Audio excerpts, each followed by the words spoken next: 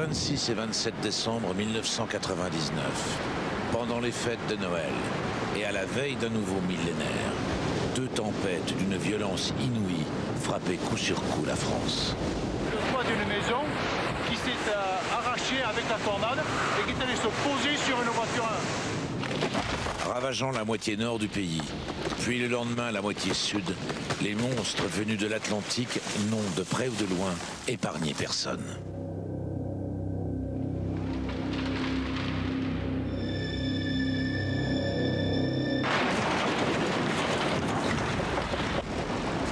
Ceux qui ont été atteints de plein fouet racontent ce qu'ils ont vécu.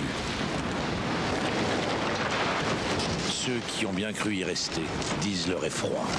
Je me suis dit, c'est fini. C'était l'apocalypse, c'était, tiens. Comment un tel phénomène a-t-il pu se produire?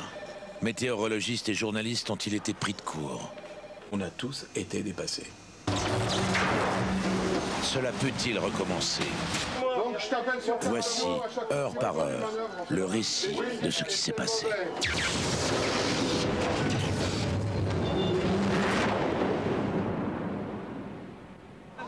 C'est la fin du monde.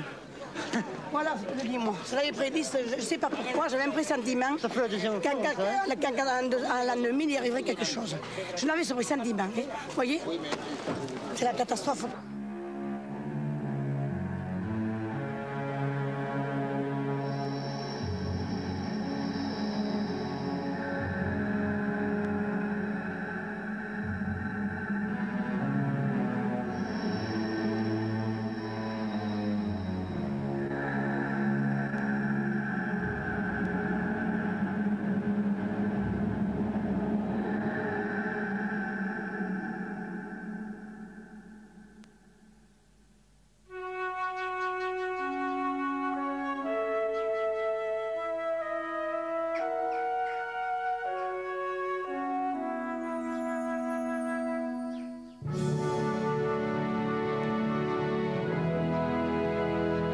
Les températures sont celles d'un véritable Noël au balcon. Ce matin, on a 10 à Paris, 11 à Lyon, 13 à Clermont-Ferrand, 15 à Biarritz, 9 degrés à Strasbourg.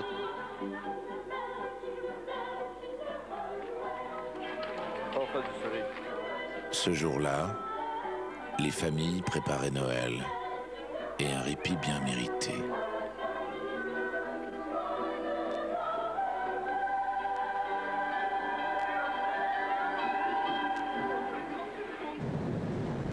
Pendant ce temps, l'océan Atlantique nous mijotait une fin de siècle à sa manière.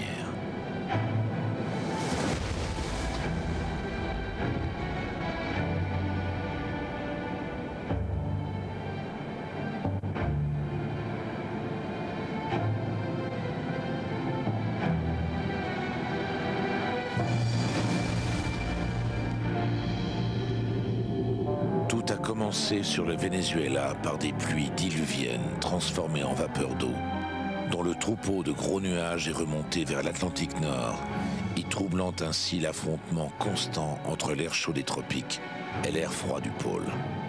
La bousculade au large du Canada a pour conséquence d'emballer le moteur produisant les tempêtes d'hiver et surtout de modifier leur trajectoire habituelle vers le nord de l'Écosse. Bientôt, la tuyère du réacteur sera braquée sur la France. Le recueil de données météo sur l'Atlantique étant extrêmement limité, cela, ce jeudi 23 décembre, personne ne pouvait encore le savoir. Par ailleurs, l'Atlantique commençait à nous livrer tout autre chose, comme en témoignent les journaux de France Inter de l'époque. La colère noire des Bretons, la tempête continue de pousser les nappes de fioul vers la Loire-Atlantique et la Vendée. Dominique Voynet tempère un peu la situation. Actualité dominée depuis la semaine précédant Noël par Erika. Et Erika, c'était les boulettes sur les plages de l'Atlantique. Et Erika dominait l'actualité de l'ensemble des médias. C'était Erika. Et l'événement météorologique est passé derrière. Le BOC de l'an 2000, êtes-vous prêt? La France consacre 120 milliards de francs pour passer le cap sans dommage. À l'approche de l'an 2000, tous les informaticiens de France planchaient pour éviter un dysfonctionnement informatique majeur, qui d'ailleurs ne se produira pas.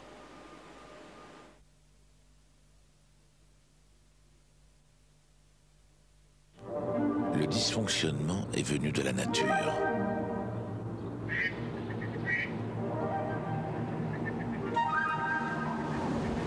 Un premier souffle ride les eaux dormantes des marais poitevins. Une forte brise s'installe sur les plateaux. Météo France a-t-elle vu arriver la tempête? Nous allons suivre le fil des événements au Centre national des prévisions à Toulouse. Près de la Méditerranée, en compagnie de Joël Collado, le monsieur météo de Radio France. Ce midi, le Roussillon, le Languedoc et le littoral de la Provence. Et avec les prévisionnistes de l'époque. Voici leur ruche. Les ordinateurs brasseurs d'informations en forment les cellules. Au centre, le chef prévisionniste. Voici celui qui était le maître des prévisions ce 24 décembre 1999.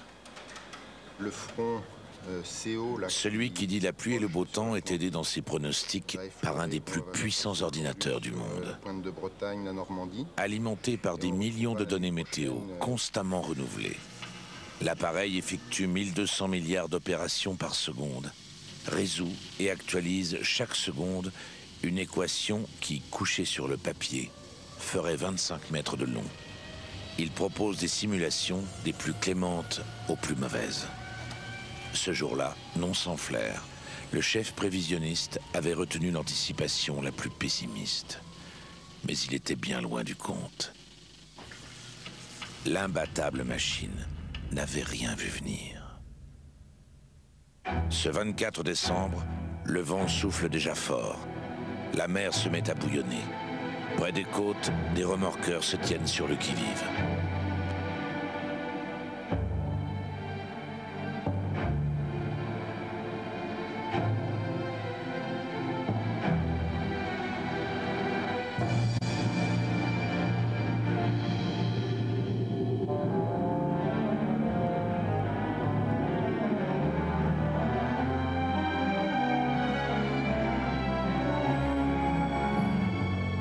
Sur l'Atlantique, très loin au large de la France, on a un amas nuageux, une structure nuageuse, mais qui n'a encore rien du tout d'une tempête telle qu'on les connaît. Bon, on en a par exemple une ici, mais celle-ci n'est absolument pas organisée en tourbillon. C'est pas une signature de tempête là, mais...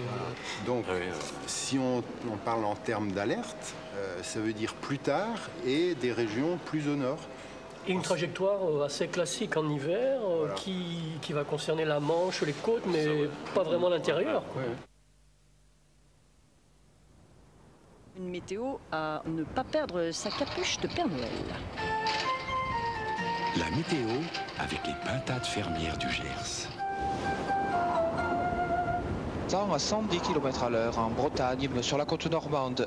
Le vent restera très fort dans la journée sur la majeure partie de la France. Dès le matin de Noël, le vent dissémine de puissantes rafales sur la moitié nord du pays, comme un avertissement.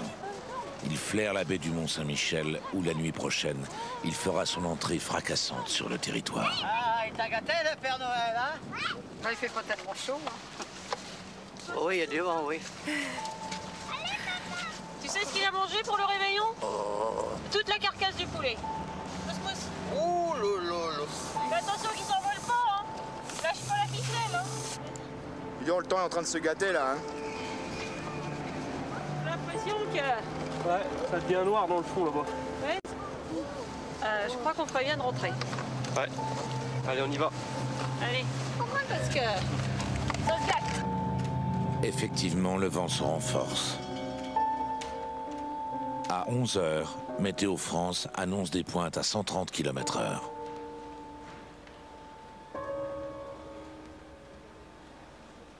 Donner des valeurs de vent de 130 km/h à l'intérieur des terres, c'est pas fréquent. C'est quand même excessivement rare. C'est quelques fois par an. Pour des prévisions de vent violent, c'est plusieurs fois dans l'hiver, seulement. Une poignée de fois, hein, de cet ordre-là. On peut dire que ça peut être méchant, hein. Oui, oui. On a annoncé 130. Voilà. 130, c'est méchant. Ouais. Bonjour et joyeux Noël à tous. La tempête sur l'Atlantique a largement débordé des côtes jusqu'à l'intérieur des terres. À la mi-journée, l'avant-garde de la tempête s'abat sur la Normandie. Elle s'exerce à y produire des tornades et emporte ses premières victimes.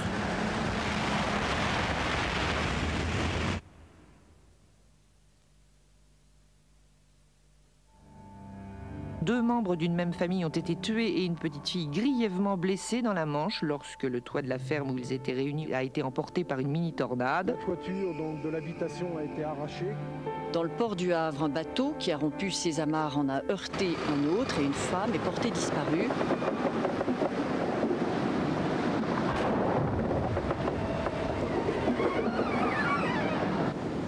Entre Calais et Douvres, le trafic des ferries est fortement réduit depuis hier. L'épisode de vent violent n'est pas terminé. Un renforcement va se produire au cours de la nuit à venir. Ça va souffler en tempête sur rafales de 120 à 140 km à l'heure. Météo France révise ses prévisions à la hausse, mais c'est encore insuffisant. Il faut dire que les livres de météorologie n'avaient jamais envisagé ce qui allait arriver. Désormais, prévisionnistes et journalistes seront constamment à la traîne des événements. La décision a été prise à ce moment-là, dans l'après-midi du samedi, de mettre en gros la moitié nord du pays en alerte, avec toute l'incertitude qu'on a encore sur la trajectoire, la puissance du vent. Mais, bon, je le répète, samedi, on n'annonçait pas l'alerte maximale.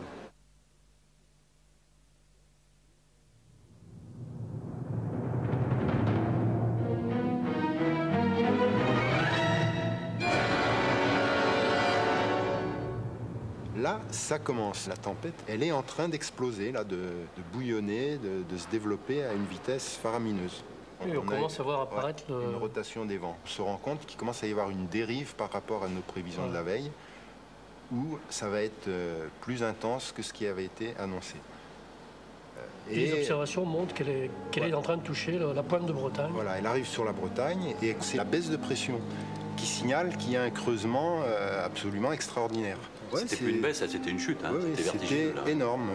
Des tendances de pression comme ça, j'en avais jamais vu, ni même entendu parler. Dans la très grande majorité des cas, les tempêtes commencent à se former sur l'Atlantique avant de venir toucher l'Europe. Donc on les voit sur une image satellite, alors que là, elle n'était pas née lorsqu'elle est arrivée près de la France, elle a explosé sur la Bretagne. Donc l'image satellite était relativement peu parlante et ne montrait pas ce monstre qui allait nous sauter dessus.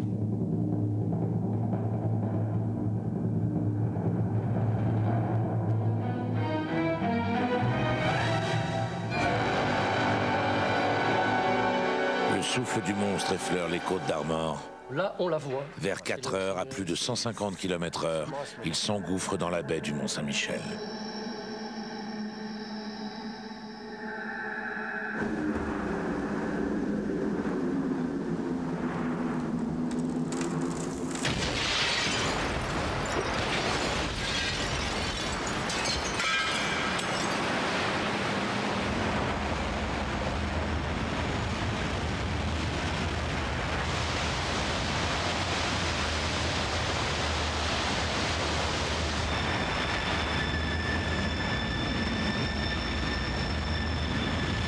Dès son entrée dans le département de la Manche, la tempête creuse des tranchées parallèles dans le bocage.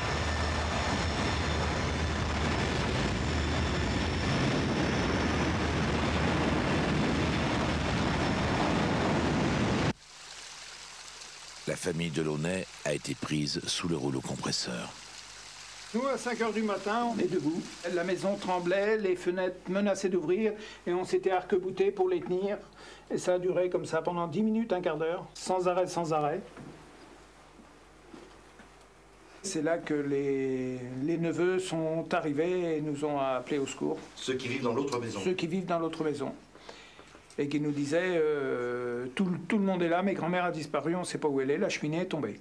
Alors là, je regarde dehors, et puis c'est là où j'ai vu que la cheminée était tombée, moi. Donc j'ai pris ma lampe, je suis sorti, et arrivé à l'angle de la maison, j'ai vu tous les projectiles qui passaient, des chevrons, des tôles, des tuiles, des ardoises. C'était pas possible de passer.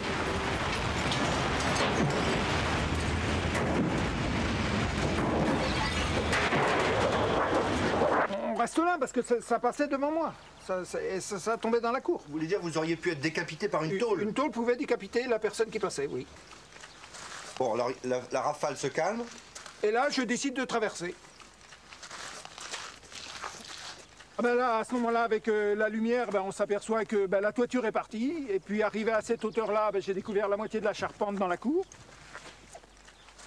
On est rentré par les fenêtres qui étaient ouvertes, tout était cassé. On pouvait toujours crier et appeler, le bruit du vent était plus fort que nos paroles. On ne pouvait même pas se parler ici. Donc ma mère était à l'étage, en haut, où les volets sont ouverts, où il y a la fenêtre.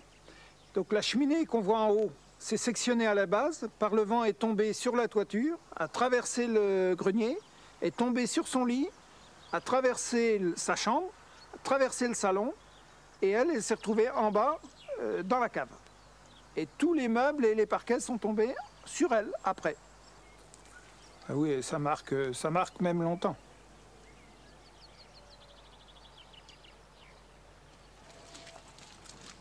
Vous vivez encore les conséquences de la tempête?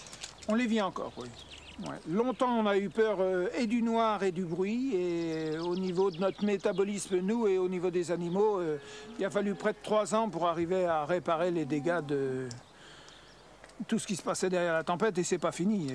On le voit au niveau des bâtiments. Un jeune qui reprendra la suite ne pourra pas utiliser les anciens bâtiments. Donc tout sera rasé à terme.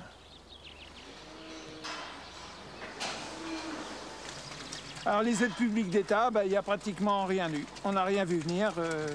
Au-delà du canton, il ne s'est rien passé. Hein. Surtout à partir du moment où les moyens de locomotion ou de transmission sont coupés. Plus d'électricité et plus de téléphone, toutes les administrations sont mortes au bout de 2 jours. Nous, on a tenu 15 jours sans électricité et 1 an sans compteur EDF. Avec les fils par terre. Il fallait qu'on marche. Et on est encore en vie, nous.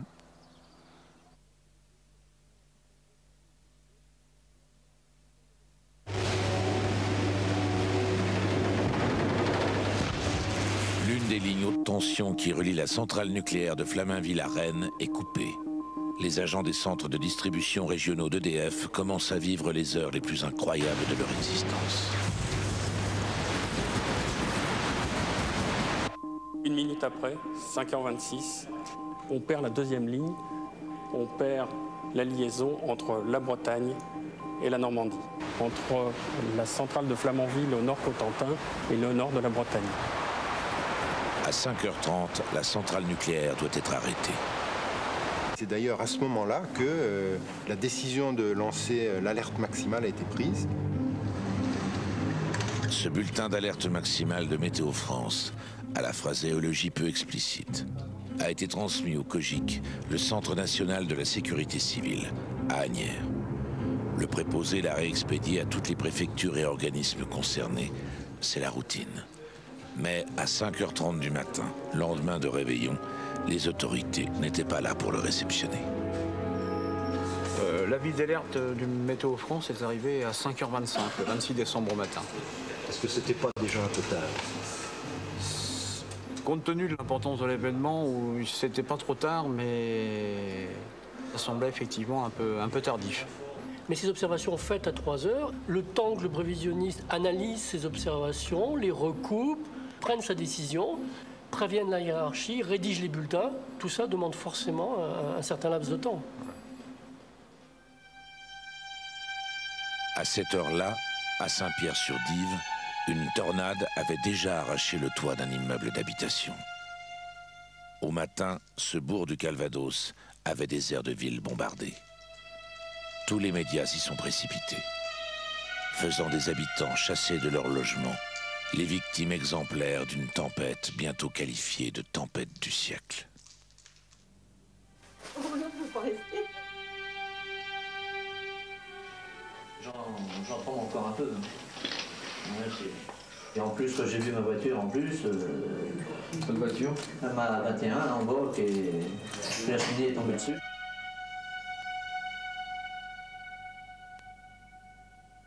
C'était la voiture de mon gendre, celle-là. 5 ans après, les habitants de l'immeuble se retrouvent encore pour évoquer ensemble la catastrophe qui a bouleversé leur existence. C'était l'apocalypse, quoi. Vaut mieux pas y repenser. Celle-là, oui. Elle a perdu sa voiture, elle, là, ici. Parce que t'es à Noël à la maison. Bah, celle-là, je crois que je me suis sauvée avec mon fils dans les bras. Je suis descendue chez ma mère parce qu'il y avait trop de vent et on pouvait pas rester là-haut, c'était trop dangereux. Tous nos enfants se sont élevés là, tous ensemble. Et... Est-ce qu'on peut dire que la tempête nous a tous un séparés. peu changé votre vie? Oui, complètement. C'est vrai, on était des amis, c'est la vie de famille. Quand vous êtes une trentaine d'années dans un quartier et que du jour au lendemain, bah, on vous dit faut partir.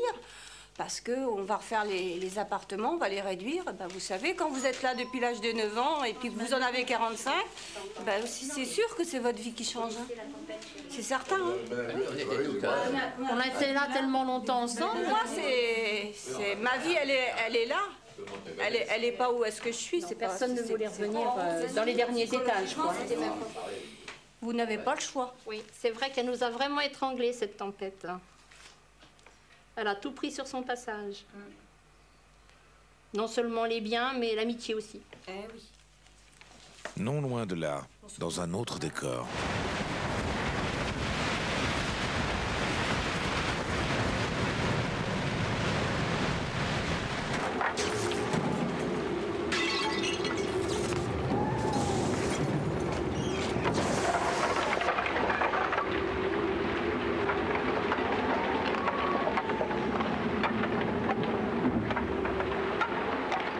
Somme toute, ce soir-là, vous avez pris les choses avec philosophie. Nous étions tous en famille, c'était tout de même 2 jours après Noël. Oui. Et puis finalement, après un bon dîner à la chandelle, on a pris un cognac et on a attendu que ça se calme. Mon beau-frère, avec beaucoup de malice, m'a dit « T'inquiète pas, tu vas refaire ta toiture sur le compte des assurances, c'est très bien. » Donc c'est tout, on n'a pas pensé du tout aux arbres. Pas du tout. On pensait que la toiture, parce qu'on n'entendait rien. On n'entendait que les tuiles qui se claquaient les unes contre les autres et qui s'envolaient. Absolument, oui. Donc après cette bonne soirée, vous montez, vous vous couchez, bah, vous dormez quand même? Nous dormons. Oui, enfin pour moi c'est pas un problème. C'était pas un problème, pas plus que ça. Mais la matinée a été très longue parce que le jour s'est levé à 8 h du matin.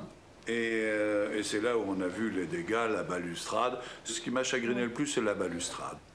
Puis après, quand j'ai été voir derrière, ah bah, le parc est complètement tombé. Maintenant, vous pouvez voir derrière, c'est un terrain de foot. Donc là, c'est l'armée qui nous a enlevé ça. Et puis après, très gentiment, les gens du village sont venus spontanément nous proposer leurs services. Et donc, on leur a demandé de découper de couper les branches pour faire leur bois de chauffage. Et ils nous ont laissé les billes. Et avec un peu de patience, on a réussi à les vendre. Mais enfin, on s'est bien débrouillé entre les assurances, les subventions. Et nous avons fait travailler une équipe d'Écossais qui sont venus pendant 9 mois, logés, nourris à Penlois, qui ont travaillé d'arrache-pied pour nous refaire la toiture en 9 mois.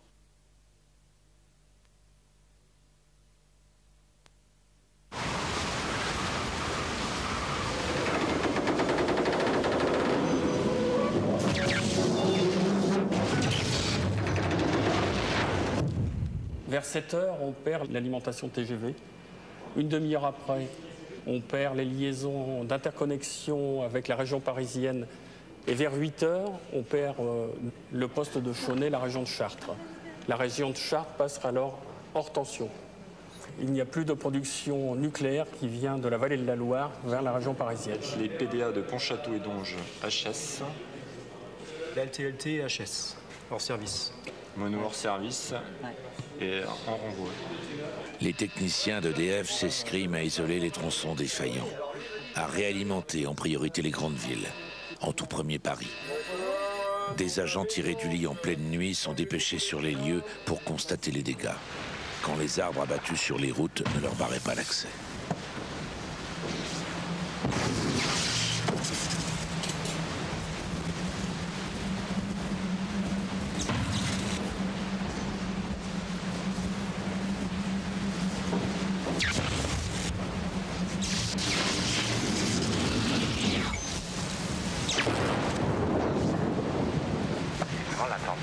Sur le littoral, certaines rafales ont atteint les 150 km/h et cette tempête va s'étendre à l'intérieur du pays, au bassin parisien et au nord. Cet agent a vécu son pire moment sous le pont de Normandie.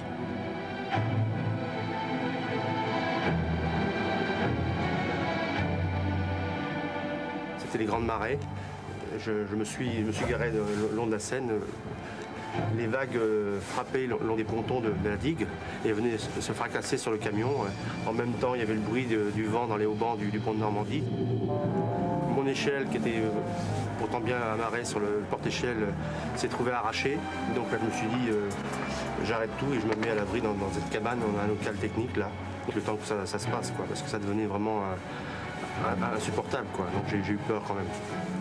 Et même maintenant encore, lorsque quand je suis d'astreinte encore, il y a des nuits, j'entends le vent et tout ça, j'ai toujours peur que ça recommence, quoi. Ça m'impressionne toujours un peu. La tourmente se déchaîne en vain sur cette lame de rasoir qu'est le tablier du pont de Normandie. Alors elle va assouvir sa rage sur la cathédrale de Rouen.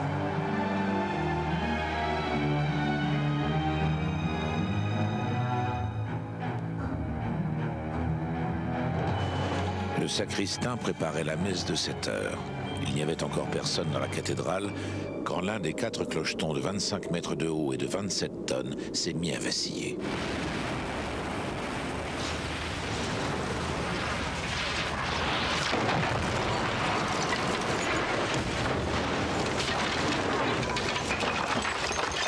J'étais en train de préparer la messe, j'ai entendu un bruit épouvantable, j'ai été voir ce qui se passait.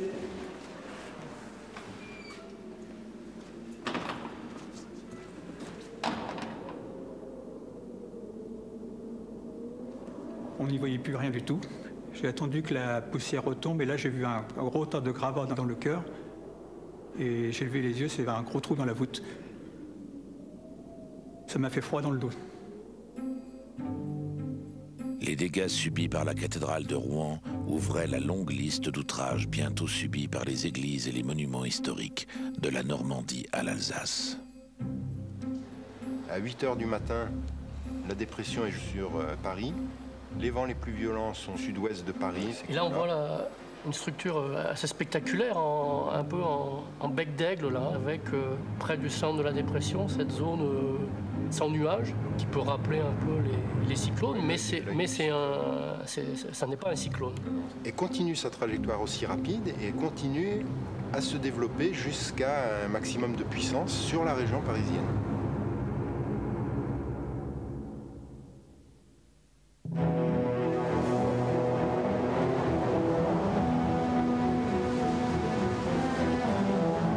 La tempête se précipite sur Paris. Elle va y atteindre un paroxysme. On enregistre 216 km/h au sommet de la Tour Eiffel avant que l'anémomètre ne lâche.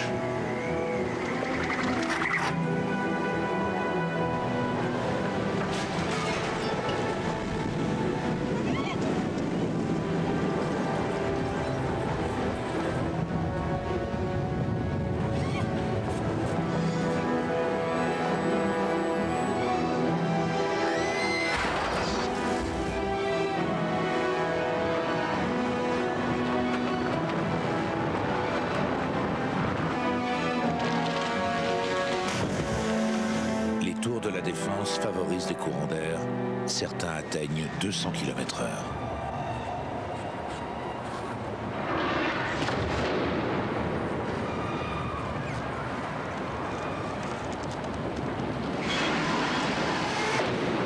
En face de ma rue, j'ai vu une grue qui vacillait de tous les côtés. J'ai vu le contrepoids tomber. 30 secondes après, j'ai vu la grue tomber. À un moment, j'ai cru qu'elle tombait dans ma direction, donc je me suis poussé et elle a écrasé quelques voitures. France Inter, Henri Charpentier, rédacteur en chef des journaux du week-end. La bonne marche de tous les journaux pour voir si tout roulait. Je regardais les dépêches. Il n'y avait pas d'alerte météo très précise. Et puis tout d'un coup, le vent s'est vraiment levé très très fort et je suis allé voir ce qui se passait à la fenêtre. Et là, j'ai vu les poubelles propulsées littéralement.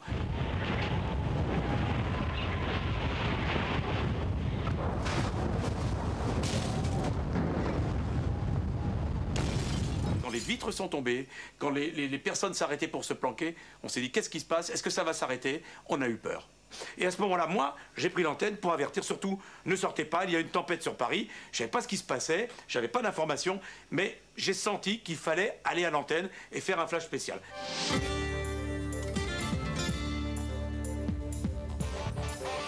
Ça a duré quand même très longtemps. Est-ce qu'on va pouvoir répondre à la demande et faire notre métier? Parce qu'à un moment donné, ici, tout le monde avait quitté cette pièce. On est sorti dans le couloir pendant une dizaine de minutes. Et ça, quand on raconte ça aux gens, oui, mais vous rigolez. Non, on rigole pas. Pour pas rester dans les Pour pas rester près des vitres. On a eu cette peur. On a eu cette peur. Mais vous savez, quand on a vu la vitre du bureau de Brigitte Becker qui s'est fracturée, la double vitre qui a été fracturée, il se passe quelque chose quand même là. Les vents sont beaucoup plus violents que prévu. Le précédent bulletin était pourtant déjà alarmiste. Les rafales dépassent les 130 km/h en Île-de-France et elles pourront atteindre parfois 160. 160 km/h, Jacques Kessler? Oui, là on atteint vraiment une situation exceptionnelle. De telles vitesses de vent ne se produisent pas tous les ans.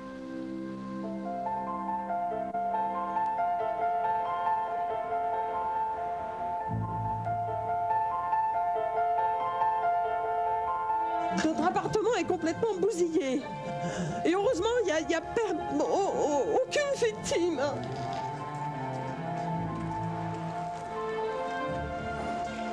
Dans cet immeuble d'Argenteuil, un couple qui vivait au dernier étage a été écrasé par les dalles de la toiture. Seul leur enfant a pu être sauvé. Voilà ce qui reste. Voilà ce qui reste. C'est une partie de notre vie, dans la mesure où on a plus de 50 ans. C'est toute l'adolescence de notre fille aussi. Oui, ça, je crois que ça a été le plus terrible pour elle. C'était effroyable, effroyable. Même que les tours à la nouvelle, c'était constamment. L'apocalypse. L'immeuble bougeait, moi je suis au 10e étage. Ça bougeait. L'immeuble bougeait. Les gymnases, écoles, enfin, c'est... Les maisons, les... Oui, bonjour madame. Oui, qu'est-ce qui se passe? Plus de 13 000 appels dans cette journée de dimanche, sans compter les rappels, pas toujours justifiés. C'est le principal. Les arbres, on n'est plus à le près. Surtout ne montez pas sur le toit. Oui. D'accord? Attention, non, parce que là c'est dangereux. On fait notre maximum, on a 8000 appels en attente. Là. Je sais pas comment vous l'expliquer, hein. J'essaye de garder mon calme là. Madame, pour des carreaux cassés, madame, il y a d'autres choses plus urgentes, non? Vous croyez pas? Hein? Allez, détendez-vous.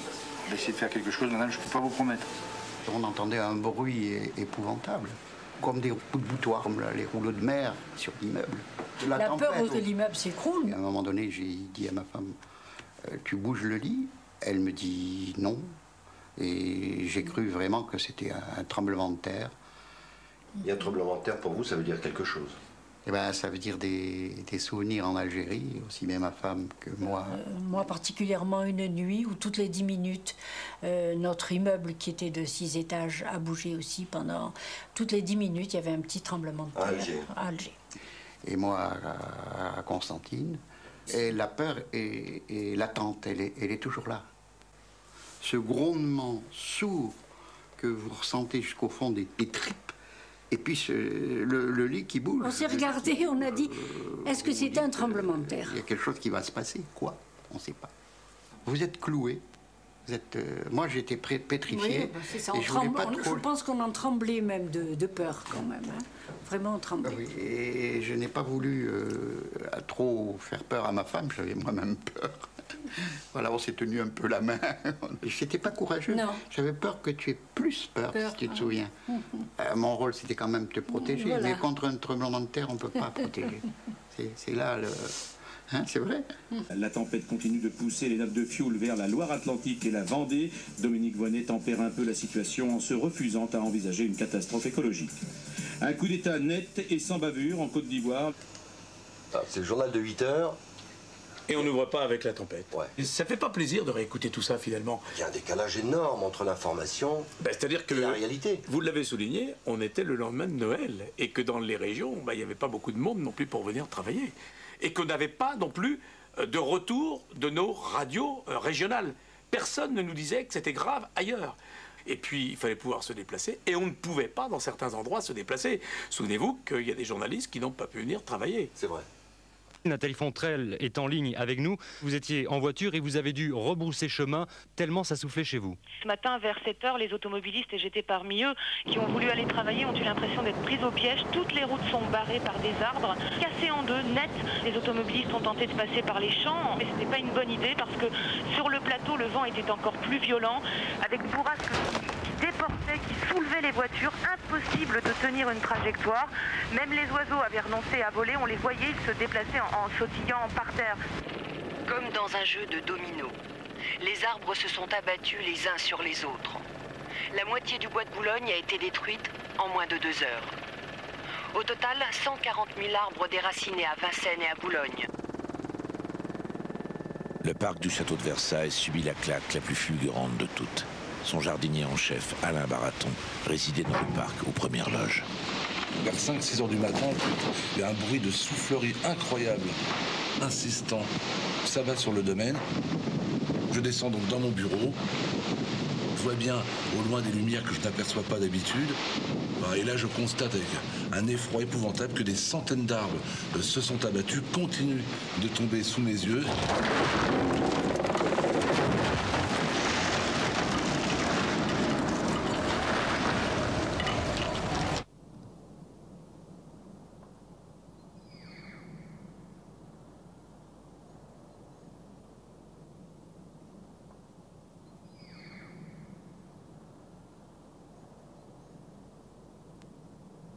Il faut avoir conscience de ce que sont 12 ou 15 000 arbres côte à côte abattus. Vous avez déjà bien évidemment envie de pleurer, je crois qu'il n'y a aucune honte à le dire. J'ai transporté moi-même en voiture des gens qui tombaient en larmes dès qu'ils apercevaient les dégâts. Parce que les arbres qui poussent ici, que je vois tous les jours, ce sont nos enfants, nous en avons reçu, j'allais dire, l'héritage de nos anciens. On les a aimés, chouchoutés, entretenus, et puis d'un seul coup, tout cet héritage est détruit. 20 ans de métier pour ce qui me concerne est anéanti, et 300 ans de jardinage à Versailles détruit d'un seul coup. Chaque fois qu'un coup de vent s'abat dans une région, on nous dit une voiture est écrasée par un arbre, 3 morts, une caravane a reçu un pin sylvestre, 2 victimes. L'arbre était complice de meurtre.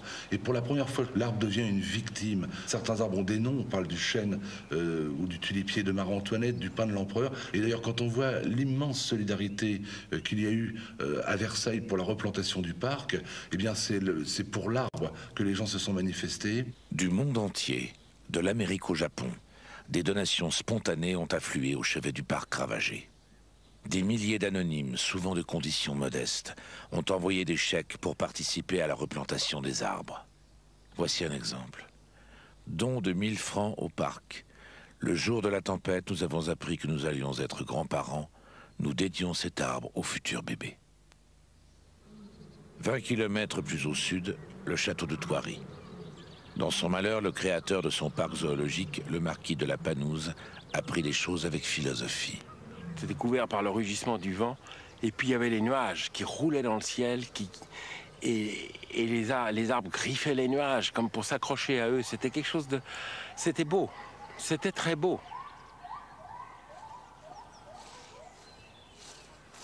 Ce qui m'a le plus impressionné, c'est qu'on voyait les arbres tomber, et on n'entendait pas le bruit de la chute. Alors le bruit du vent était tellement énorme, tellement formidable, on voyait ces géants qui tombaient, pas de bruit, dans le silence.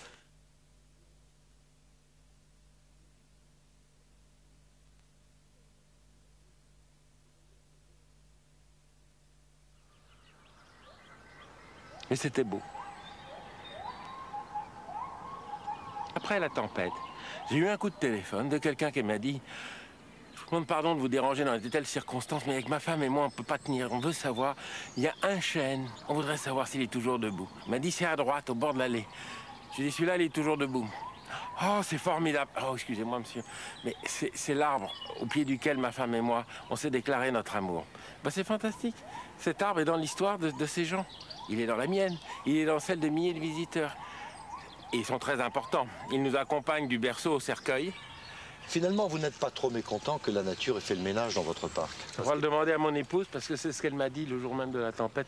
Ah ben, ça va me redonner de la place pour rajeunir le parc. Elle avait raison, sur le coup, Parce que ça élimine des arbres qu'on n'aurait pas eu le courage d'enlever. Exactement. On a laissé à certains endroits les arbres prendre un volume ou une place excessive, et ça dénaturait un peu le jardin. À Thoiry, les animaux sont en semi-liberté ou en liberté, et les animaux sauvages gardent tous leurs instincts sociaux et autres. C'est-à-dire qu'ils se préviennent les uns les autres. Et il y a un arbre qui a écrasé la maison des Wallabies. Il y avait 15 ou 16 Wallabies là-dedans. Ils n'étaient pas un blessé, ils étaient tous dehors. Alors que d'habitude, la nuit, ils sont dedans. Ah ben ils sont dedans, surtout que c'était au mois de décembre, hein, il faisait pas chaud. Et c'est quand même extraordinaire que sur 100 hectares, il n'y a pas eu un animal blessé. Tous sont sortis dans les clairières. Et il n'y en a pas un seul qui a été blessé par la chute d'un arbre.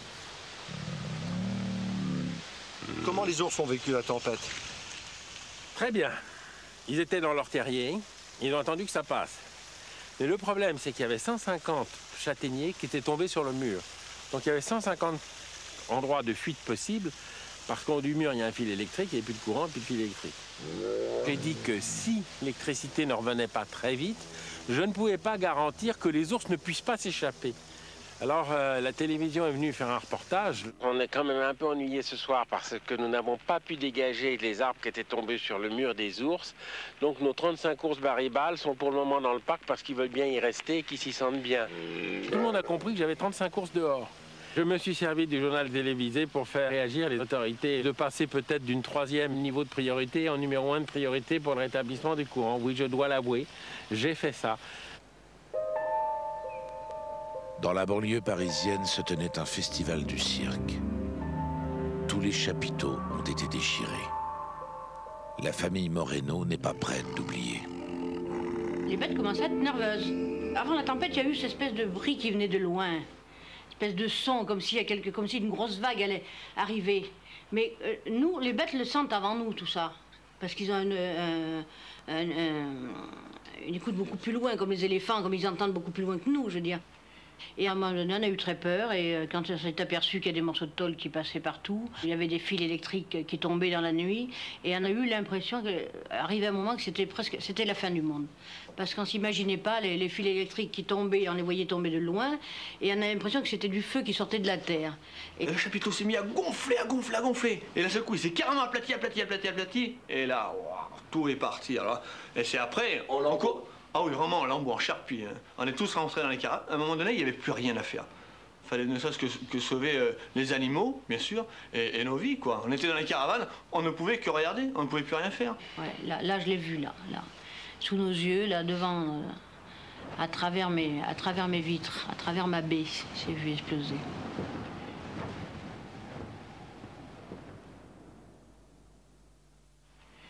C'est ça le souvenir. Il y avait ici, là, juste ici, il y avait toi, il y avait papa, il y avait moi, il y avait ma femme. On était tous ici et on regardait avec des yeux désespérés, on était tous en pleurs. Mais pas un mot, on ne disait pas un mot. On savait qu'on avait tout perdu, quoi. Tout ce qu'il y a là, on l'a gagné sur notre front, avec nos mains, je veux dire. Et c'est appartenu, il y a des objets, parce qu'il y a des assurances qui vont vous rembourser, mais elles ne vous remboursent pas tout. Elles ne vous remboursent pas ce qu'on fait de nos mains. Tout le matériel, il a une histoire. Il y en a qui sont morts pour ce matériel-là, qui nous ont laissé quelque chose. La nature, elle est plus forte que tout, je veux dire, que tous les dieux du monde, la nature. On n'y peut rien. Vous voulez, ça va recommencer. Parce que là, le moindre pouce d'air, par contre, on est traumatisé. Le moindre petit pouce d'air, moi, personnellement, je sais que dans le fond de moi, je sais qu'un jour ou l'autre, ça recommencera. On va tout perdre.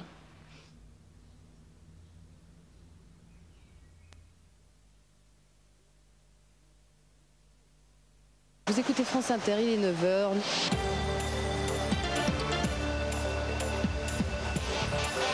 La station météo d'Orly a enregistré une pointe de 173 km/h. C'est le record absolu. Personne n'aurait osé annoncer une telle vitesse de vent. Ça va continuer. La tornade elle-même, là, qui était sur Paris, s'est décalée vers la Champagne.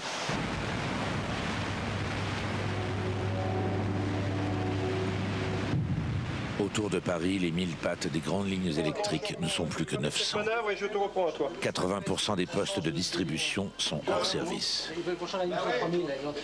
Gare, tu es fermé, Gérard? Comment maintenir le courant dans la capitale avec les lignes encore valides? Oui, mais pourquoi t'as ouvert abattage?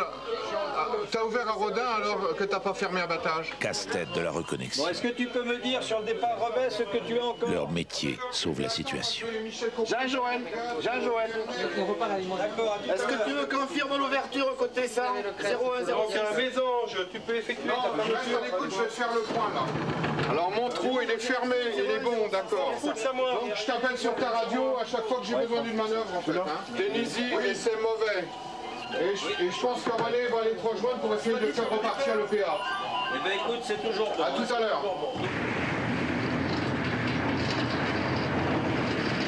Alors que le jour se lève sur l'est de la France, le monstre prend encore davantage de vigueur.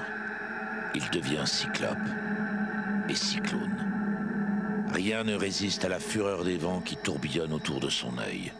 Il pulvérise le moulin de Valmy, symbole victorieux de la Révolution française.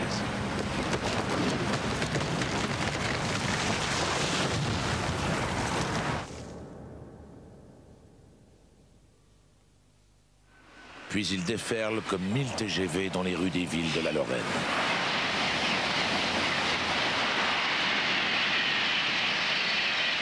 Ils arrachent aux forêts, disent des témoins, des rugissements, semblables à ceux des réacteurs d'avion au décollage.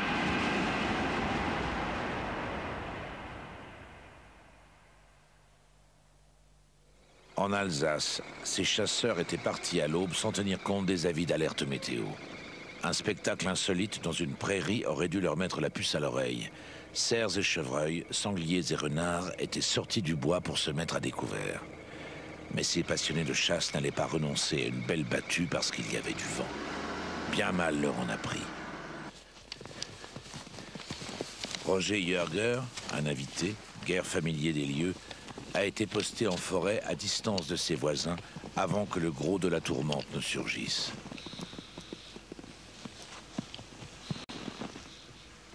Il retrouve l'endroit grâce au seul grand arbre resté debout.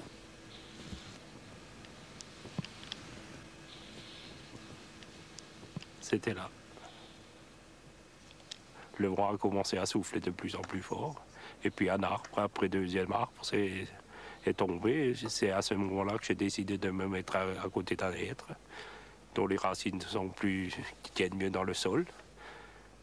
Et chaque fois qu'il y avait un bruit, un sapin qui tombait, d'après le bruit, je me mettais la tête à droite de l'arbre ou à gauche de l'arbre, tout en calant bien mon chapeau pour qu'il ne s'envole pas. Et je sentais les racines qui se soulevaient. Ils suivaient le rythme de la tempête. Alors sous mes pieds, je sentais la terre bouger, hein. Ça faisait ça. À un certain moment, j'ai eu un frison et puis plus rien du tout. Et je me sentais vidé et je me suis dit, jetzt ich gehe Spitzenheim. Ça, c'est une réflexion. C'est en alsacien que ça m'est venu. C'était ça. Et après, tout à coup, ça... Ça veut dire quoi? Je ne reverrai plus Geispolsheim. Votre village? Vous voyez, c'est... Vous aviez l'impression de fin du monde? Voilà. Je me suis dit, c'est fini. Et d'un seul coup, il y avait une rafale énorme. Et tout ce que vous voyez, les souches qui sont là, tous les arbres sont tombés comme des dominos.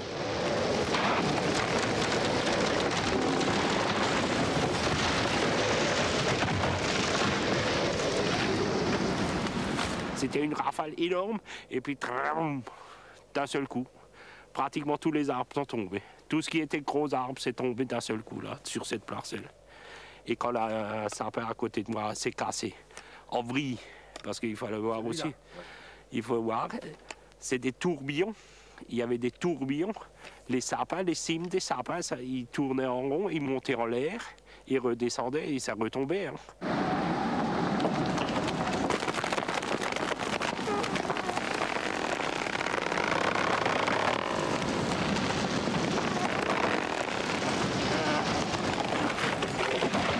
Et il cassait comme dans ce style-là.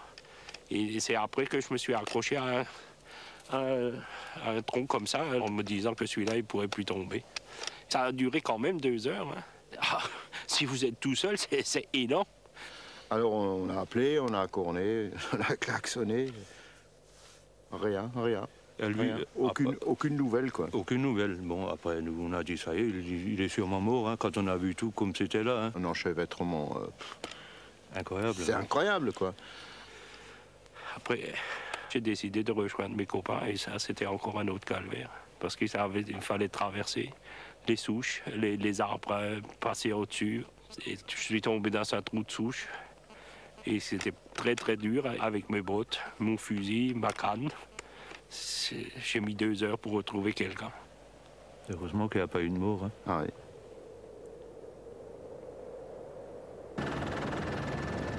Ailleurs, D'autres chasseurs ont eu moins de chance.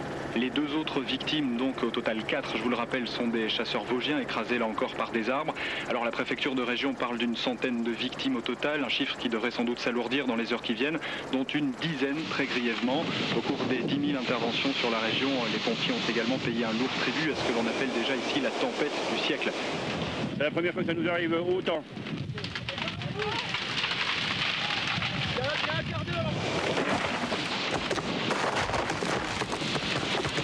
Dans l'est du pays, l'ouragan a rasé des forêts entières. Selon le relief, il s'y est pris de plusieurs manières. Ce plan tourné par un particulier dans les Vosges montre l'effet tornade. 2 hectares d'arbres sont abattus en quelques secondes.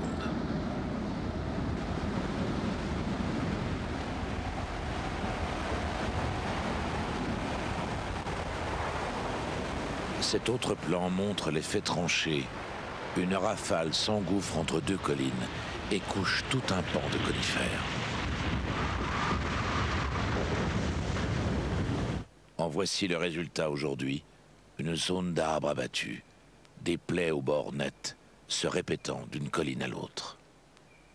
Parfois, le vent a creusé des couloirs parallèles dans la masse forestière, sur de longues distances. Par endroits, des tornades ont creusé des clairières là où elles n'existaient pas, comme ici, d'un seul côté de ce chemin.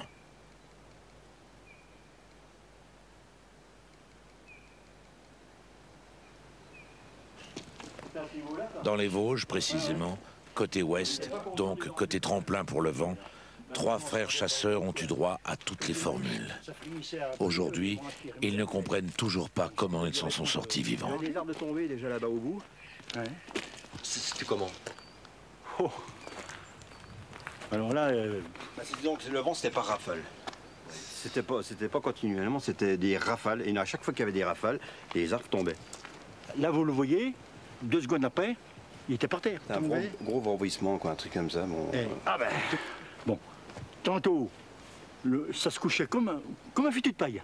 C'est simple, hein. Nous, on regardait depuis la baraque, là, ça tombait. Ah oui, oui, là, tout à fait. Tout à fait, on regardait par la fenêtre. Et on comptait au début, on comptait. 1, 2, 3... Disons que le bruit était tout fait quand même dans la cabane par rapport à l'extérieur. Oui, parce que, oui, justement. Vous étiez au spectacle, quoi. Ah, on était au loche. On était au loche. Mais c'est une fois... Au balcon. Là, il a été pris dans le... Enfin, dans le tourbillon. Dans le tourbillon, voilà. Ben, vous voyez d'abord le clair, là-haut. Vous voulez dire que le vent soulevait l'arbre et le tordait? Tout à fait. Le faisait vriller? Comme un tire-bouchon. Ah oui, oui. Ah oui, oui. Comme un... Oui, oui, tout à fait. Il soulevait, puis des fois, il le laissait retomber tout droit. La fois là, il a tombé, il a été repiqué.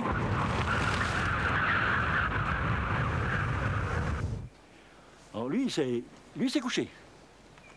C'est littéralement couché, quoi. Hein? Il s'est arraché.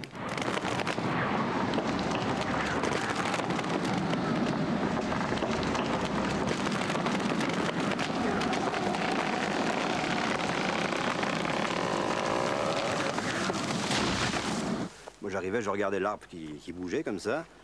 J'y suis là, il va tomber. Je me mettais en face, je voyais, il tombait comme ça de mon côté. Moi je courais à gauche, l'arbre tombait là. Eh oui. Heureusement qu'il sont. Eh oui. Et il y en avait un autre qui retombait de l'autre côté. Je faisais que ça sans arrêt. D'un côté et de l'autre, enfin, on pouvait aller nulle part, voilà, c'est ça, sans risque. C'était l'apocalypse, c'était, tiens. Et là, c'est vrai, la sensation, hein. Disons que c'était surnaturel, c'était vivant, c'était beau.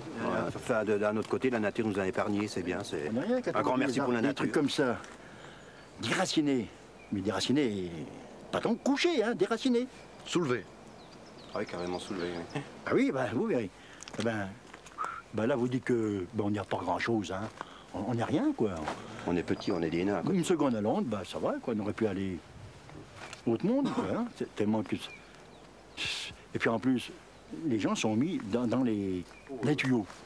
Pour se protéger. En dessous, là. Dans les tuyaux, dans les canalisations? Oui, oui. Oui. Bah là, un peu plus loin. Là en dessous, le village là en dessous. Ils étaient à la chasse. Et pour se protéger, eh ben, ils sont enfilés dans les tuyaux. Comme des lapins. Tu te souviens, l'autre qui est tombé? Et vous n'avez pas eu peur quand vous étiez dans cette maison? C'est-à-dire... On se sentait à l'abri. On se sentait à l'abri. Mais alors... Mais on n'y était pas. On n'y était pas. Oui, parce que c'était vraiment le piège à rats. Hein.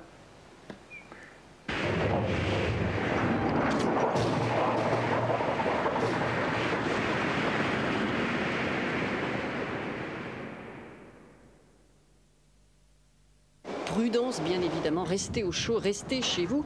C'est le moment ou jamais de jouer avec le train électrique de votre fils, qu'il a sans doute eu à Noël.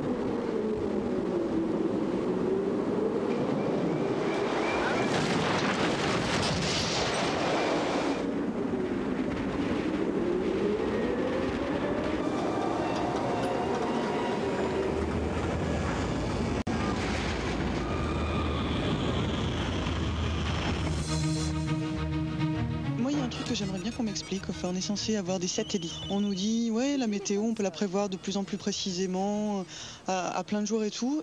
Et avec tout ça, on n'est pas capable d'éviter de se prendre des tempêtes pareilles. On nous dit, pourquoi vos prévisions ne sont pas meilleures alors qu'on prévoit relativement bien les alertes pour les cyclones.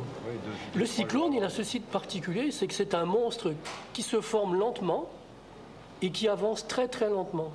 Et donc, les cyclones se forment sur mer et les satellites les détectent très rapidement avant qu'ils ne touchent les terres. Alors que cette dépression, encore une fois, qui a eu en gros les caractéristiques au niveau du vent, les caractéristiques d'un cyclone, elle a explosé, elle s'est formée sur nous. Et c'est aussi des phénomènes qui se déplacent très très vite. Elle s'est déplacée à 100 km/h, elle a traversé la France en 11 heures. Elle a fait Brest-Strasbourg en 11 heures, ce qui est quand même assez impressionnant, en vitesse de déplacement en tout cas. Ouais. Donc si on combine cet entonnoir de pression avec la vitesse de son déplacement, ça engendre des vents extrêmement violents. Mais lorsque l'on atteint un tel niveau de violence, on dépasse les possibilités de prévision. Bon, à partir de là, on a compris que si eux-mêmes sont dépassés, tout le monde va être dépassé. Et on a tous été dépassés. Donc lui-même a été débordé et lui-même ne nous a pas forcément alertés pour nous dire attention, ça devient de plus en plus fort, quoi. Donc personne n'a alerté personne. Personne n'a alerté personne. Les services de sécurité civile ne vous ont pas alerté, ils ne vous ont pas demandé d'alerter la population. On n'a eu aucun coup de téléphone. Et pour cause. La plupart des lignes téléphoniques et électriques de la moitié nord de la France sont au sol. Ce dimanche 26 décembre, des dizaines de pylônes, pourtant prévus pour résister à des vents de 155 km/h, gisent, couchés ou pliés comme des pantins désarticulés.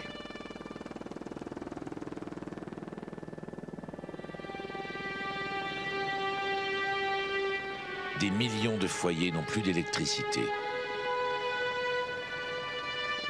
Les Vosgiens en sont totalement privés.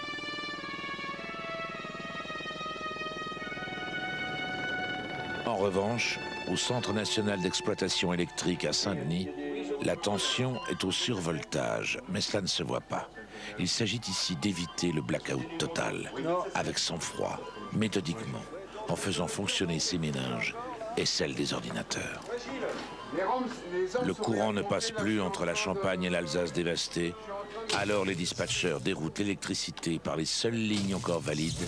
Ils l'aiguillent vers le nord, la font redescendre par l'est de Paris vers la Bourgogne, la Franche-Comté, avant de la réaiguiller sur l'Alsace.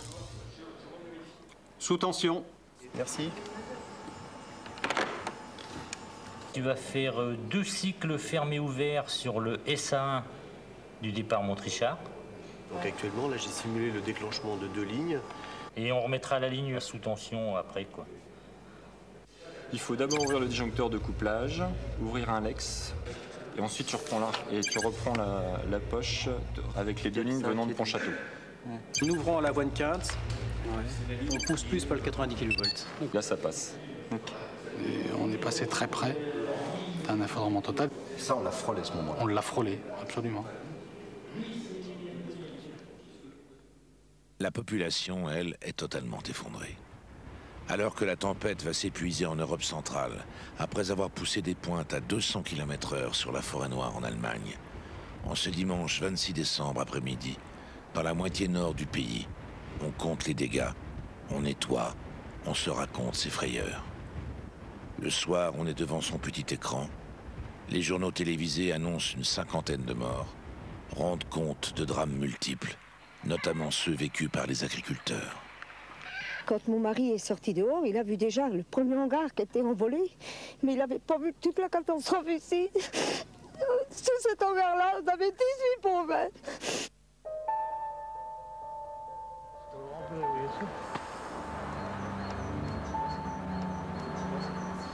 On peut pas croire. Tout est à refaire, tout est à recommencer. On a 5 ans de travail pour rien. Il reste 6 mois à payer sur ces tunnels et puis tout est réduit à zéro. Ah, c'est dur. Je sais pas quoi vous dire, mais c'est dur.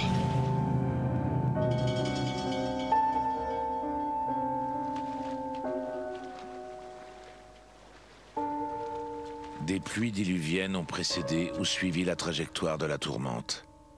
De la Bretagne à l'Alsace, des régions entières sont inondées. Rien n'a manqué au terme douloureux de ce XXe siècle.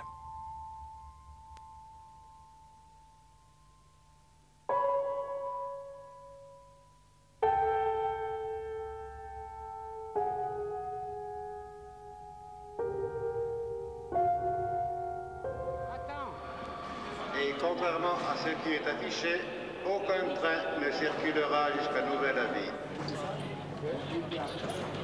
Le pays est paralysé. La France campe. Les perspectives de fêtes de fin d'année sont bousculées. Demain, le vent sera nettement plus raisonnable. Il soufflera encore, mais généralement au-dessous du seuil de la tempête, avec des rafales de l'ordre de 80 km/h. Donc quand même, ça ira beaucoup mieux.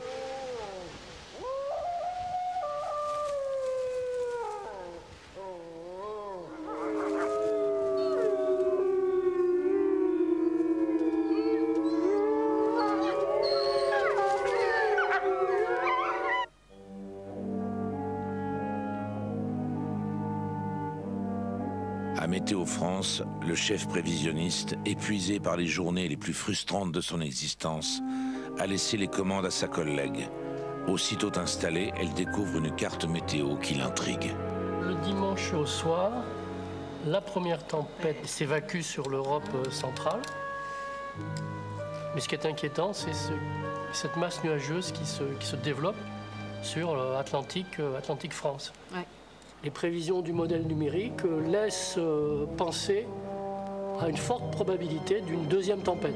Donc la pression n'est pas retombée chez les chefs prévisionnistes. C'est tellement peu fréquent qu'il y ait deux tempêtes aussi fortes avec un intervalle aussi court qu'on a du mal à le croire. Et là, on se dit, finalement, en 48 heures, on va en avoir deux, quoi.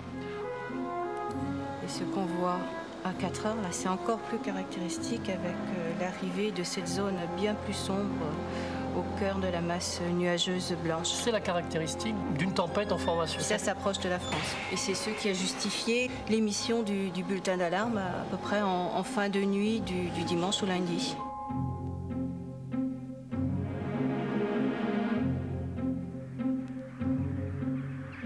Exception faite pour les corbeaux, cette deuxième alerte lancée dans la nuit tombe à plat. Le lendemain de la première tempête, la population émerge de son traumatisme, loin d'imaginer que ça va recommencer. L'Atlantique, en effet, enfante un monstre jumeau.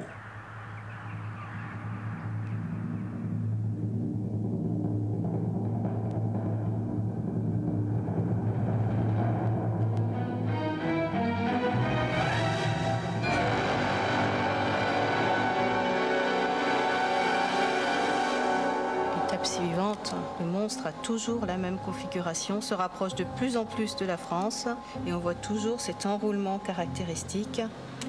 C'est un monstre moins sournois que la précédente. Le très rapide courant de jet est toujours là. Vous pouvez observer cette ligne pratiquement rectiligne là, de nuages.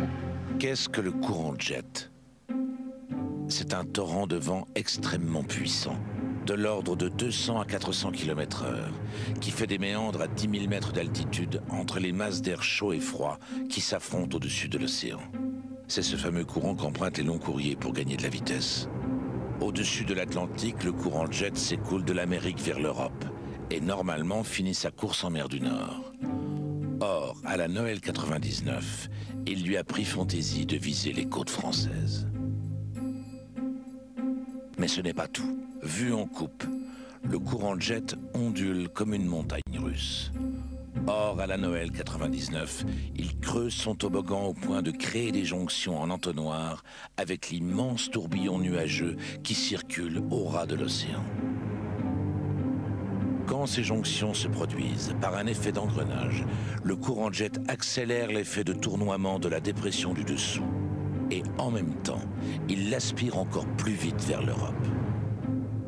Le phénomène est d'autant plus fort que le courant de jet est plus rapide. Or, ce 27 décembre 99, les vents du courant de jet atteignent la vitesse inégalée de 529 km/h. La deuxième tempête s'annonce terrifiante. Effectivement, elle le sera, plus que la première. Elle est magnifique celle-là. Visuellement, elle est plus jolie que la première. Même si déjà bien formée. À la différence de la première où il n'y avait pas de. Il n'y avait pas la formation sur l'Atlantique. En fait, voilà, elle naît plutôt à l'ouest, donc on voit. Elle naît en mer, celle-là, oui. Voilà. Oui. On la voit explosive sur Terre, elle naît en mer. Donc celle-là, elle est identifiée avant d'arriver sur les côtes océanes. La première ne l'était pas tout à fait. Ça ne veut pas dire que sa trajectoire et la force des vents sont plus faciles à préciser. Oui. Ah non, on a eu beaucoup de problèmes sur la trajectoire. Et les valeurs de pression au centre sont à peu près identiques à celles de la première. Donc on peut supposer que déjà au premier regard, les rafales vont approcher au moins sur les côtes la valeur de la première, quoi. Elles les dépasseront largement. À la pointe de l'île d'Oléron, un anémomètre se bloque à 198 km/h.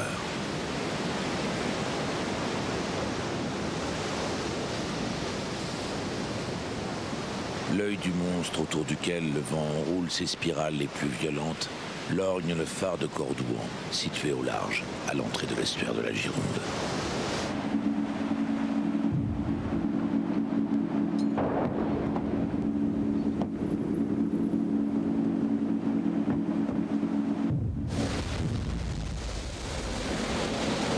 Normalement, une tempête normale, il y a le coup de bélier, le paquet qui tape sur la cuirasse, et après on écoute ce qu'on dit, nous la douche, le que là on n'écoutait rien de tout ça, c'était un bruit continuel, assourdissant, ça ronfle, et avec un ronflement comme ça, il est constant. Du bruit, c'était fallait quasiment crier pour se parler à un mètre. Voilà, ça, fallait vraiment hurler pour. Très...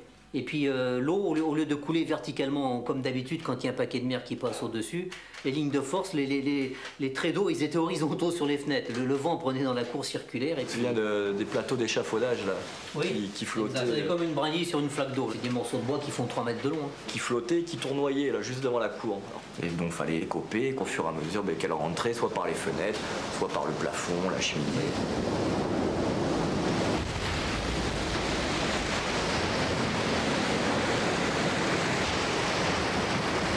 Ça vibrait beaucoup quand même. Oui, ça vibrait pas mal, oui.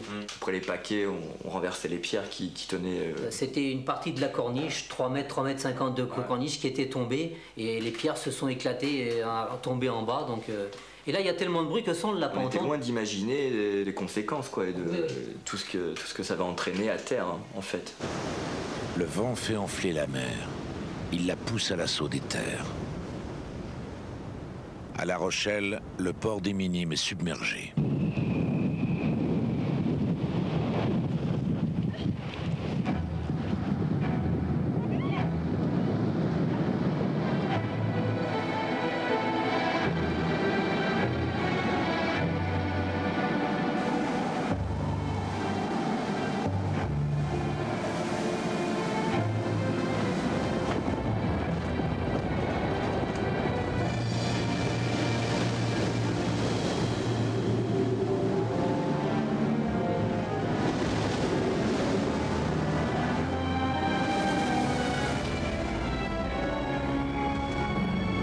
Quand je suis arrivée à Montponton pour aller chercher mes enfants parce que je vis à bord de mon bateau, je suis sortie de la voiture, il y avait à peu près 20-25 cm d'eau sur le parking. Je ne faisais pas la différence entre l'eau du port et le parking.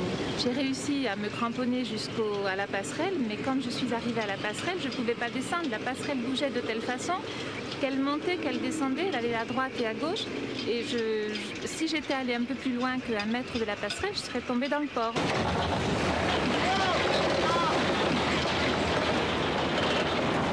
Donc là, je suis revenue à ma voiture et là j'étais un peu tétanisée. Donc une autre voiture a vu que j'étais en difficulté, est venue vers moi.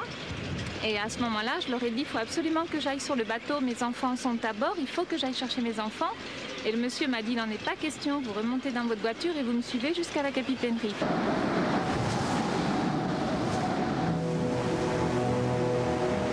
Voyant que j'étais très paniquée, a demandé donc aux marins d'aller chercher les enfants à bord du bateau. Sur les pontons, on s'était cru sur un bateau en tempête, en détresse, quoi. En plus, l'eau passait par-dessus la digue, il y avait le vent, il y avait les vagues, il y avait le sable. Vous aviez du sable partout dans les yeux.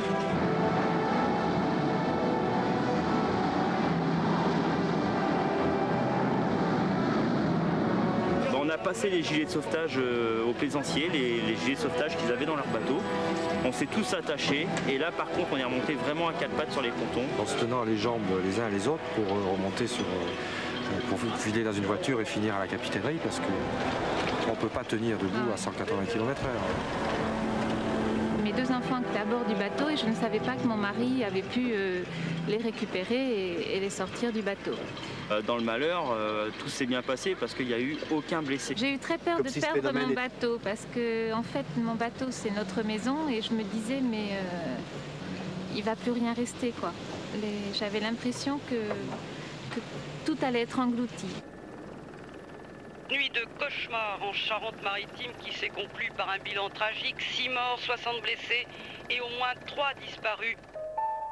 La tempête a provoqué un raz-de-marée dans l'estuaire de la Gironde. Des digues ont cassé, l'eau a envahi les terres, se jouant de cargo comme d'une barque.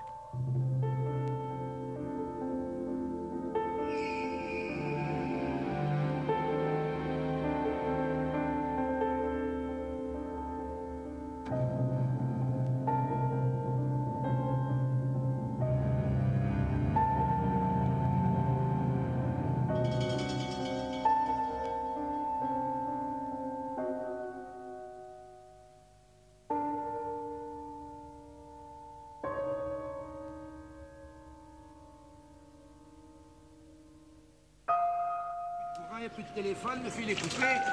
Ben, les pieds là vont tomber dessus, là. Faut que je les coupe.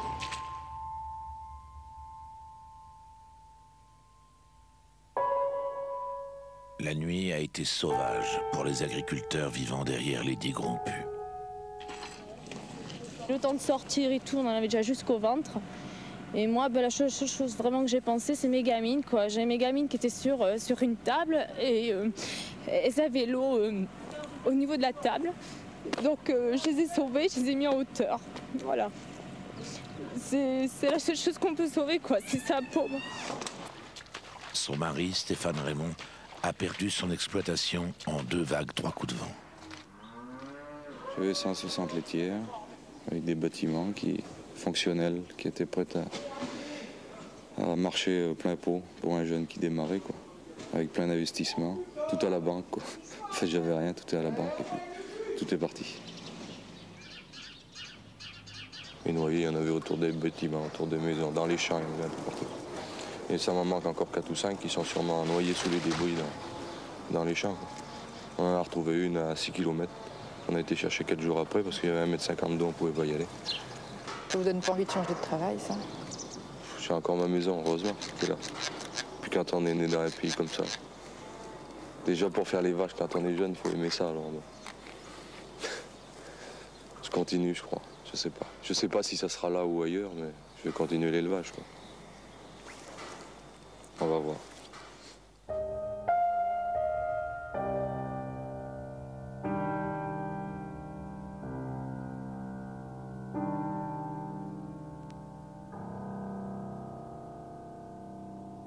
Non loin de là. Je revois Thomas dans la voiture de mes parents derrière, il était tout heureux, partir chez eux bien sûr. Et c'est le dernier sourire que j'ai eu. Et ensuite, nous l'avons vu quand c'était fini.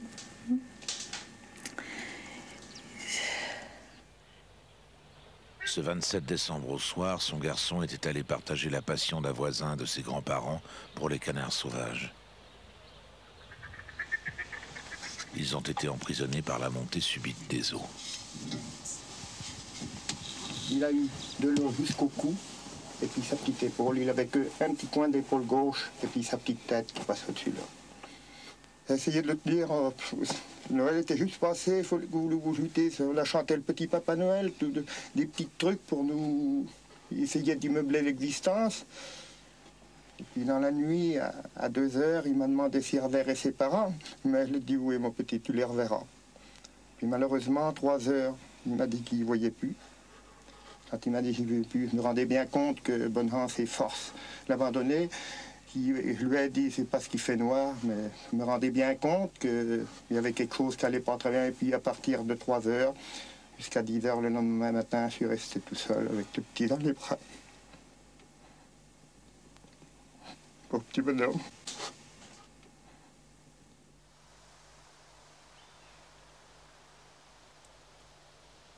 Je me dis peut-être qu'on aurait pu donner un portable à mon fils.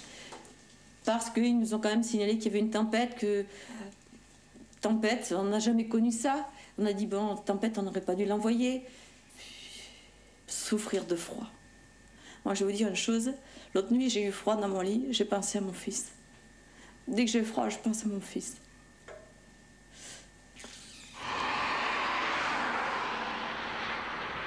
Il y a aussi la longue liste des handicapés à vie par la chute d'un arbre ou d'un toit. Souffrance qui perdure, douleur muette, cachée par la pudeur, par la honte de la perte de la capacité à travailler. Comment la nature, pourtant vénérée, peut-elle ainsi bouleverser votre destinée sans crier gare?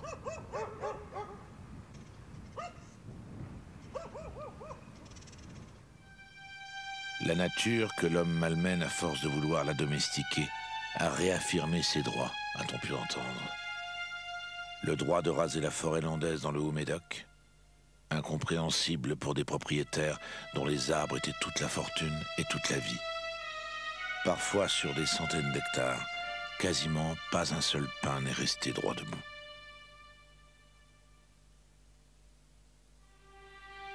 Cinq ans après, n'émergent encore de la savane qui couvre le carnage que les épaules des géants abattus, laissés sur le champ de bataille.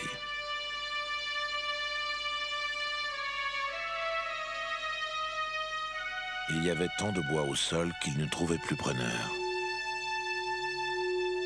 Ou alors les preneurs ne le payaient pas.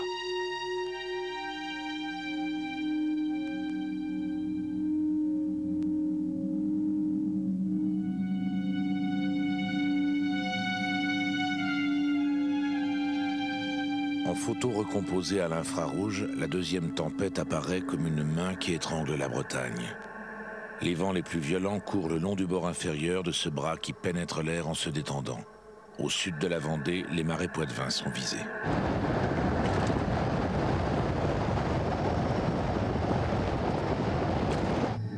Cette main dont on cherchait à deviner la trajectoire lâche la Bretagne, prépare une gifle en revers, puis finalement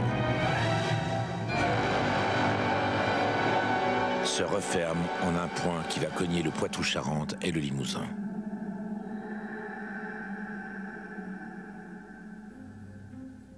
Et on va avoir des vents très forts également sur Midi-Pyrénées, la région toulousaine. Oui. Et ça va toucher par la suite le Limousin, la Dordogne. La première trajectoire annoncée n'a pas été la bonne. Il y a eu des réactualisations du bulletin d'alarme et donc de la trajectoire de cette dépression au fil de la journée du lundi. C'est-à-dire, au lieu d'aller des Charentes vers Toulouse, en fait, elle va des Charentes vers la Savoie. Avis d'urgence. Suite à la tempête, la population est priée de rester chez elle jusqu'à matin. Le toit d'une maison qui s'est arraché avec la tornade et qui est allé se poser sur une voiture.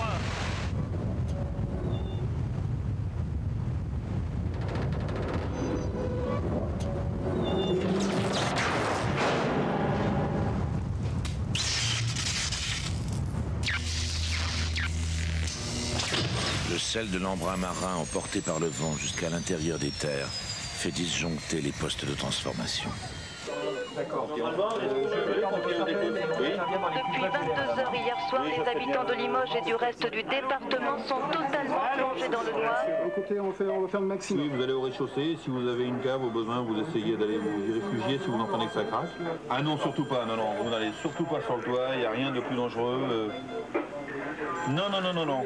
Non, non, surtout vous n'y allez pas et on fait le nécessaire comme ça. Transmettez FPTL de Bayonne. Les pompiers sont sortis près de 400 fois cette nuit, 150 interventions pour la seule agglomération du BAB. Près de 2000 appels en 6 heures, du jamais vu. Il est minuit, blackout sur le Limousin où les secours eux-mêmes partent au plus pressé. Je ne sais pas comment on va s'en sortir, mais tout est urgent.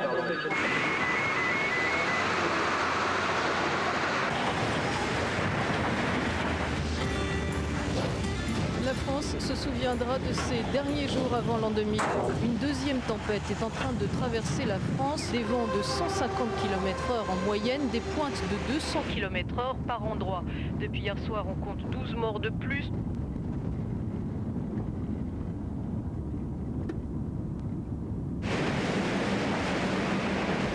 Périgueux est plongé dans l'obscurité pour 95% de la population. La voiture était sous l'arbre, un gros peuplier faisait environ 60 cm de diamètre. Donc on a coupé le peuplier de part et d'autre de la voiture.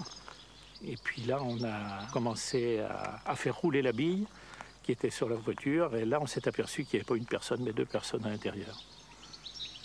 Décédés. Dont l'un était un voisin et l'autre était son ouvrier.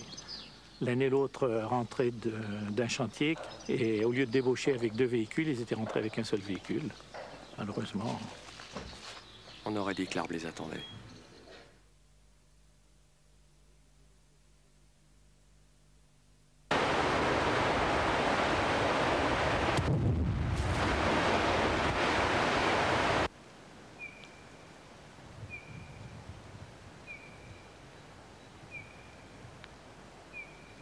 La tempête devient barbare. Elle violente le Massif central. Elle plonge des départements entiers dans le noir. Puis elle ira faire des embardées sur la région lyonnaise et les Alpes. Bonjour, c'est Radio Val d'Isère, la météo montagne, il est 9h02. Le vent, vous l'avez constaté, a encore soufflé très fort au cours de la nuit dernière. On a atteint des rafales jusqu'à 160 km/h.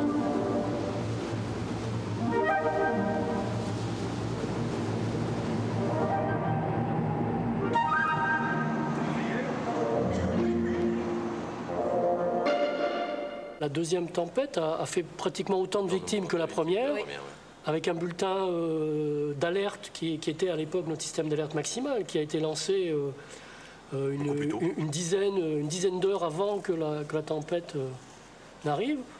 C'est pour nous très décevant. Cette deuxième tempête qui renverse des camions a tué une quarantaine de personnes.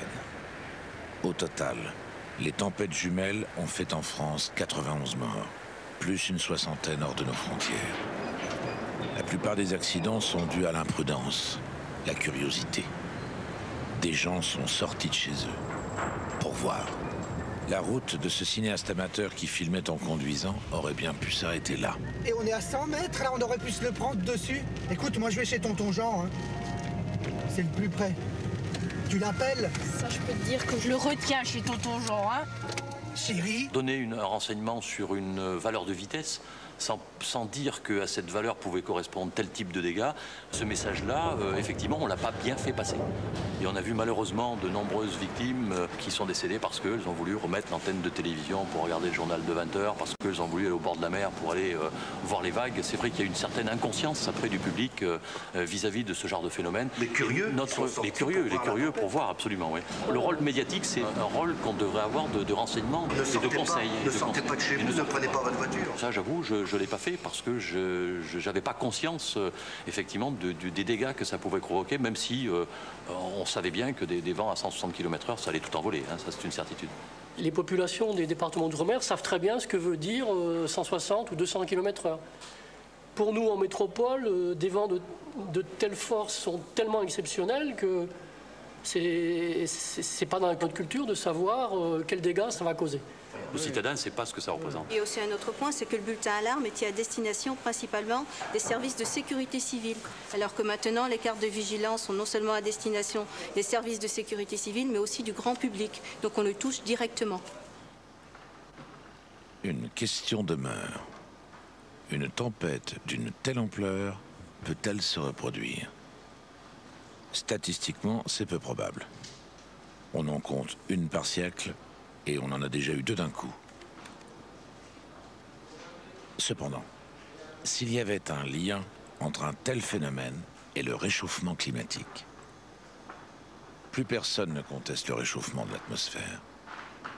Les spécialistes divergent seulement sur le fait de savoir s'il est dû à une modification lente du climat ou à l'effet de serre provoqué par les humains. Les chercheurs de Météo France affirment qu'il n'y a pas de relation de cause à effet et que jusqu'à aujourd'hui, aucune preuve d'un lien entre le réchauffement du climat et le mécanisme des tempêtes sur l'Atlantique Nord n'a pu être établie. Affaire à suivre.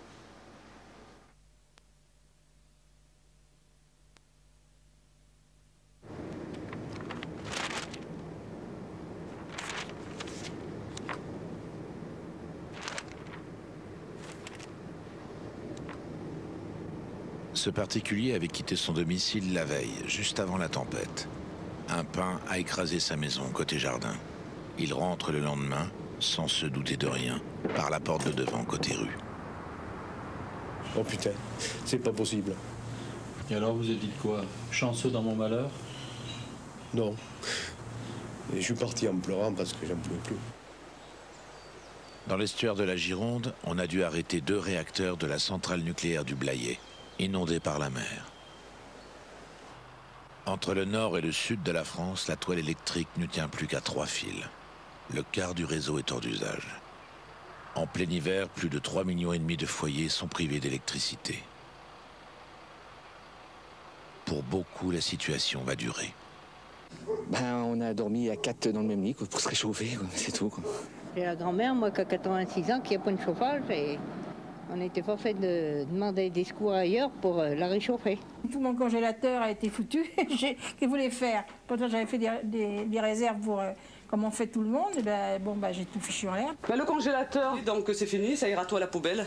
J'ai une moldure qui pourrit, mon congélateur c'est tout pourri dedans. C'est incroyable. À l'époque où on vit. J'en ai plus là, je suis plus rien en verre ni en... Et tu n'as pas des recharges d'allume au gaz? Plus rien. Et tu n'as pas de piles? Plus de piles. J'ai plus que des petites piles rondes, un peu plus non, 5. il me faut des rectangulaires. Non, ça j'en reçois demain, par contre, si vous êtes tu n'as plus les lampes avec la batterie? Plus rien. Après la tempête, les habitants de cette région sont venus à l'église, mais certainement pas pour les raisons habituelles pour lesquelles on vient dans une église, c'est-à-dire pour prier ou pour venir à la messe, mais pour venir chercher des cierges, ou bien pour les acheter, ou bien pour qu'on leur en donne, car il n'y avait plus d'électricité.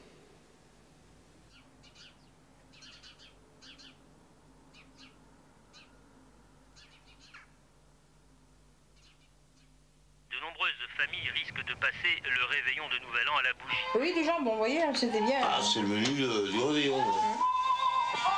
Mais sinon, c'est bien calme. Je crois que c'était un des seuls réveillons qu'on a pu faire le plus calme.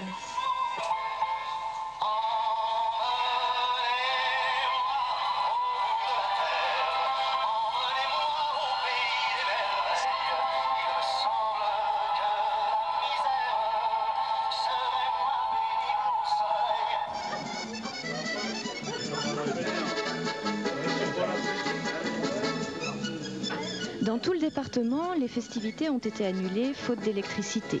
Mais ici, on n'a pas voulu se laisser abattre. Alors, une habitante du village a invité tout le monde chez elle. Je crois qu'on en gardera tous un souvenir extraordinaire de ce réveillon de l'an 2000 à la bougie. Le premier soir, c'était très beau. Les petits regardaient ces bougies, la lanterne, quelques lampes électriques, on avait encore des piles, ça éclairait partout, c'était beau. Mais maintenant, tout le monde est fatigué. Alors EDF se rejoncte. Afin de rétablir le courant au plus vite, ils sont tous sur le terrain, sacrifiant leurs vacances, avec les agents à la retraite et les collègues étrangers appelés à la rescousse, travaillant nuit et jour, par tous les temps, avec une ardeur qui fait l'admiration de tout le pays.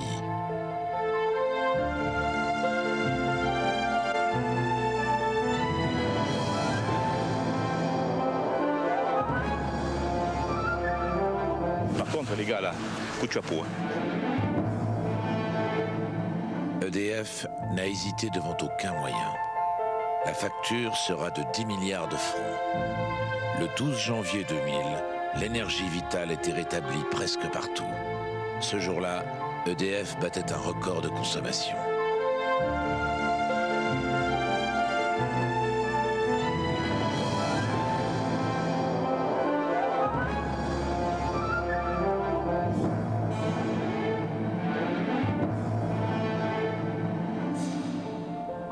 Ça, les gars de l'EDF, oui, un chapeau. Ça marche, ça marche. Là. C'est bon. C'est bon. C'est parfait. Ça pète le feu. C'est la joie.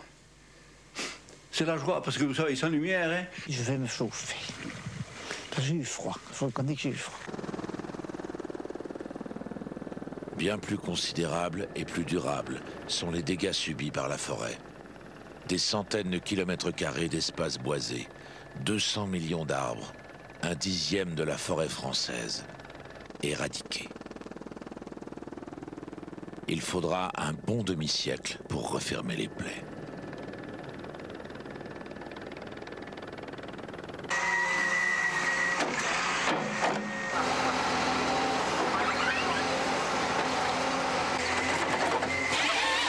Les éléphants mécaniques des grands forestiers, comme l'Office national des forêts, passent encore aujourd'hui, 5 ans après, l'essentiel de leur temps dans les parcelles endommagées où ils éliminent les arbres penchés.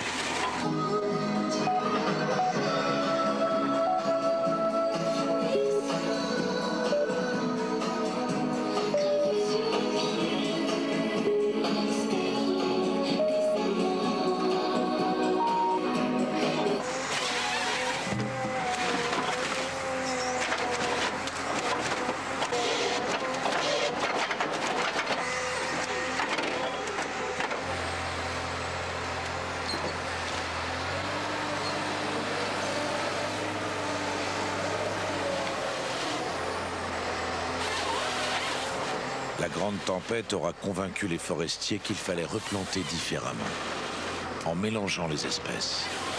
Les forêts offriront ainsi une bien meilleure résistance aux vents les plus extrêmes.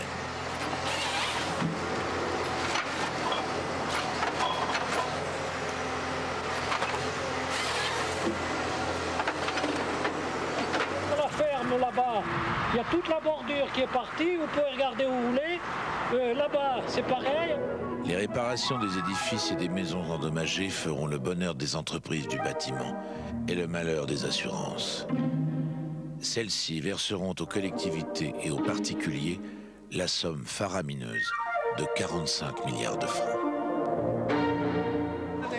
C'est la fin du monde. Voilà, dis-moi. Ça l'avait prédit, je ne sais pas pourquoi, j'avais un pressentiment qu'en l'an 2000, il arriverait quelque chose. Je l'avais ce pressentiment, vous voyez. C'est la catastrophe.